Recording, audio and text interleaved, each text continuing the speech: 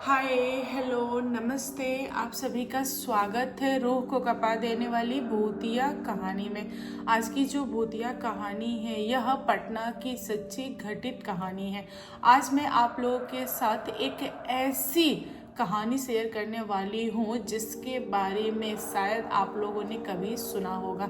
हम सभी को पता है कि बहुत तरह के भूत होते हैं जो शादी वगैरह करना चाहते हैं, घर बसाना चाहते हैं। अगर उनको कोई लड़की या लड़का पसंद आ जाए तो उसके पीछे भागते हैं।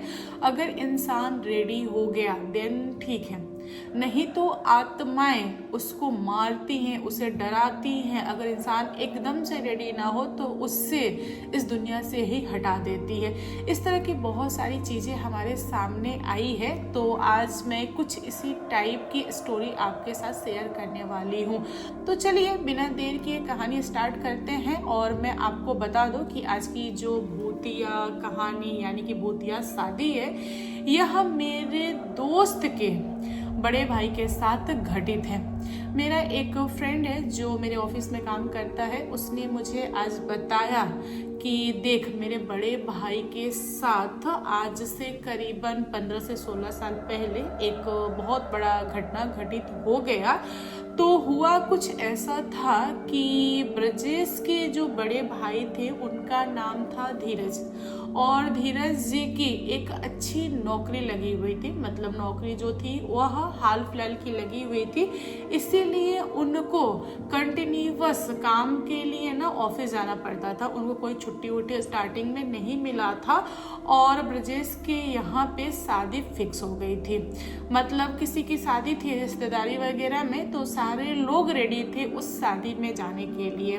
जो ब्रजेश है उसका पूरा खानदान उठ के चला गया रिश्तेदारी के यहाँ शादी देखने के लिए। और उन लोगों ने बोला धीरज को कि भाई तू भी चल। तो धीरज बोला कि नहीं, यह तो संभव नहीं है, मैं यहाँ पे अकेले रहूँगा। अगर कोई समस्या होगा तो मैं आप लोगों को फ़ोन कर दूँगा। क्योंकि शादी जो थी ना वह पटना से कुछ दूरी पे थी, मतलब गांव वाले इलाके में थी।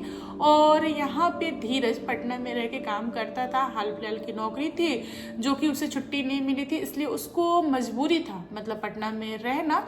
अब यहाँ पे धीरज जो था वह अपने घर में घुसा इवनिंग के टाइम में। उसके बाद से वह अपने कमरे से बाहर निकला ही नहीं। मतलब 2 दिन बीत गए, 3 दिन बीत गए। जो धीरज के पड़ोसी थे उन लोगों को चिंता हुआ कि धीरज के माता पिता ने बोला है कि मेरे बेटे का ध्यान रखने के लिए। और रहा सवाल खाना पीना का, तो धीरज को आता नहीं था बनाने के लिए, इसीलिए पड़ोसी को बोला गया था कि आप लोग उसे टाइम टू टाइम खाना देते रहिएगा। क्योंकि बेटा जो है वह ऑफिस जाएगा और घर पे रहेगा, तो रात में आप लोग खिला दीजिएगा और दिन में वह बाहर खा लेगा। तो पड़ोसी लोगों को इस बात की ये टेंशन थी कि जो लड़का है वह गेट बंद करके कमरे में है और कमरे से बाहर निकल नहीं रहा है, तो हम उसको खाना कैसे दें, कैसे खिलाएं। और पड़ोसी के यहाँ एक छोटा सा मोबाइल था नोकिया का। उसमें क्या था कि ये लोग कॉल नहीं कर सकते थे क्योंकि पड़ोसी के पास रिचार्ज नहीं था। उनके पास कॉल आ सकता था। और धीरज के जो माता पिता थे वे लोग ना शादी में बहुत ज़्यादा बिजी थे, इसीलिए उन लोगों ने धीरज का हालचाल नहीं लिया, मतलब फ़ोन वगैरह नहीं किया। जब शादी खत्म हो गई, मतलब 3 या 4 दिन के बाद से उन लोगों का फ़ोन आया पड़ोसी के पास और पूछा धीरज की माँ ने कि बताइए मेरा बेटा कैसा है, खाना खा तो रहा है, सब कुछ ठीक है ना। तब पड़ोसी ने पूरा हकीकत बताया कि एक्चुअल में पटना में क्या चल रहा है। यह सुनने के बाद से धीरज की माँ कांप गई और उन्होंने अपने पूरे खानदान को शादी वाले घर से समेटा। उसके बाद वह आई पटना और उन्होंने गेट बजाया, बोला कि बेटा गेट खोल, मैं तेरी माँ हूँ, बाहर खड़ी हूँ, बेटा गेट खोल। लेकिन धीरज गेट नहीं खोल रहा था। अब यहाँ पर धीरज के 2-3 और भाई थे, उन लोगों ने गेट को जबरन तोड़ा।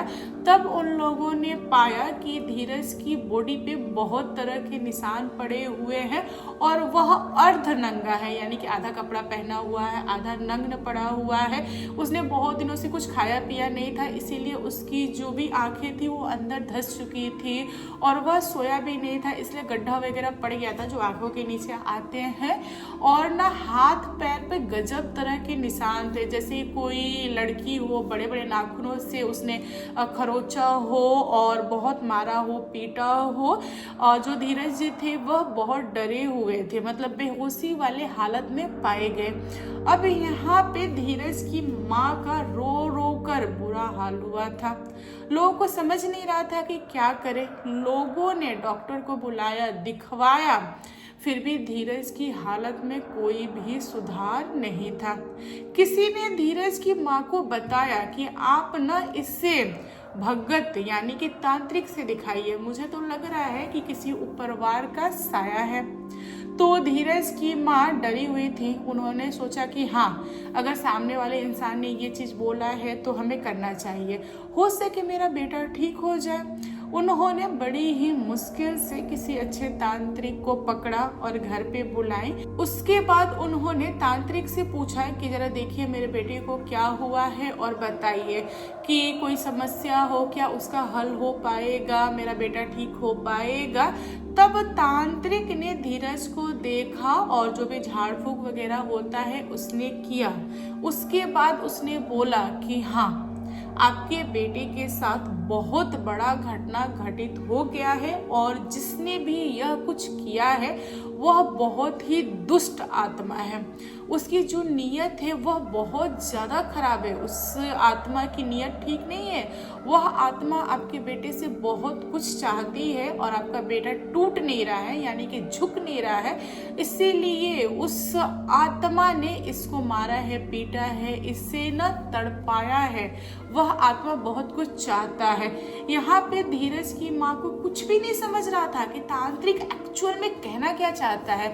तब उन्होंने तांत्रिक से रिक्वेस्ट किया कि आप साफ सुथरे शब्दों में बताइए कि मेरे बेटे के साथ क्या हुआ है, आखिर वह आत्मा कौन है, कहाँ से आया है, क्या चाहता है।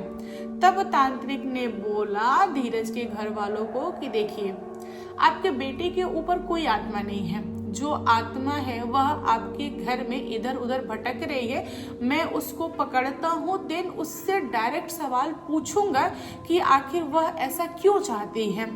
तांत्रिक ने वही किया जो उसने सोचा। उसने आत्मा को बहुत ही मुश्किल से पकड़ा।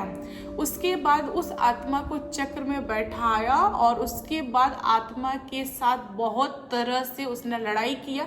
उसके बाद तांत्रिक ने आत्मा से आखिर में बुलवा ही लिया कि आत्मा क्या चाहती है, कहाँ से आई है, कैसे आ गई, क्यों आ गई। तब उस आत्मा ने बताया कि देखो, मैं कोई नॉर्मल आत्मा नहीं हूँ, मैं बहुत पुरानी खतरनाक चुड़ैल हूँ। तब उस चुड़ैल ने बताया कि मैं कई सालों से आत्मा की योनि में हूँ और मैं बहुत पुरानी हूँ, मुझे मामूली में मत लेना, तो मुझे कंट्रोल नहीं कर पाओगे। माना कि तुमने मुझे पकड़ा है, बट कब तक पकड़ के रखोगे। तांत्रिक ने उस आत्मा को बोला कि देखो आत्मा, जो कुछ भी होगा हम तुमसे बाद में निपटेंगे, बट अभी तुम्हारा मनसा क्या है, तुम क्या चाहती हो ये तो बताओ। तब आत्मा ने बहुत तरह के खुलासे किए। तब उस आत्मा ने बताया कि मैं धीरज के सर पे मंडरा रही थी। मैं काफी समय से धीरज के आगे पीछे घूम रही थी, बट धीरज ने नोटिस नहीं किया। धीरज फोन पर किसी लड़की से बात कर रहा था और मुझे ना बहुत ज्यादा जलन हो रहा था। वह 2 घंटे 3 घंटे बात किया। मैं इंतजार कर रही थी कि लड़का अब मेरे तरफ देखेगा, अब मेरे तरफ देखेगा और मैं उसको अपने जाल में फंसाऊंगी। लेकिन इस लड़के ने यानी कि धीरज ने मेरे तरफ एक बार भी नहीं देखा। मुझे बहुत गुस्सा आया। यह इवनिंग में लगातार बात किया। उसके बाद इसने खाना खाया। खाना खाने के बाद से अपने रूम में चला गया और वह वहां भी बात किया। उसके बाद यह सो गया। मैं बहुत ही गुस्से में थी और मैं बाहर ही थी, गेट के बाहर बैठी थी कि यह जैसे ही निकलेगा वैसे ही मैं इसके ऊपर झपटूंगी। यह लड़का आधी रात को बाहर निकला, मुझसे बहुत ज्यादा इंतजार करवाया। उसके बाद यह अपने कमरे से बाहर निकला और वॉशरूम गया और जो गेट था उसे खुला छोड़ दिया। मैं उसके कमरे में प्रवेश कर गई। उसके बाद जब यह वॉशरूम से आया, देन मैं इसके बगल में लेटी हुई थी। मैं इसे चाह रही थी टच करना, बट यह मुझे इग्नोर कर रहा था।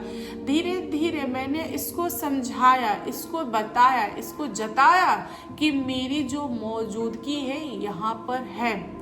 इसने जानबूझ के मुझे इग्नोर किया। इसे एक टाइम पे पता चल गया था कि कमरे में कोई है, बट यह मुझे इग्नोर कर रहा था। बताओ मैं कब तक बर्दाश्त करती। मैंने इसके सामने आके बोल दिया कि मुझे तुमसे शादी करना है। लड़के ने मना कर दिया, बोला कि ना, संभव नहीं है, मेरी एक गर्लफ्रेंड है और मैं उससे शादी करूंगा। मैं तुमसे शादी क्यों करूंगा? तुम कौन हो? कहाँ से आई हो? निकल जाओ मेरे कमरे से। इस लड़के ने मेरे साथ बहुत ही बुरी तरह से बात किया है। फिर मैंने अपना रूप इसे दिखाया तो यह डरा, लेकिन इतना भी नहीं डरा कि यह मुझसे शादी के लिए तैयार हो जाए। इसे मैं 2-3 दिनों से परेशान कर रही हूँ, हर तरीके अपना चुकी हूँ, लेकिन यह लड़का टूट नहीं रहा, यानी कि झुक नहीं रहा।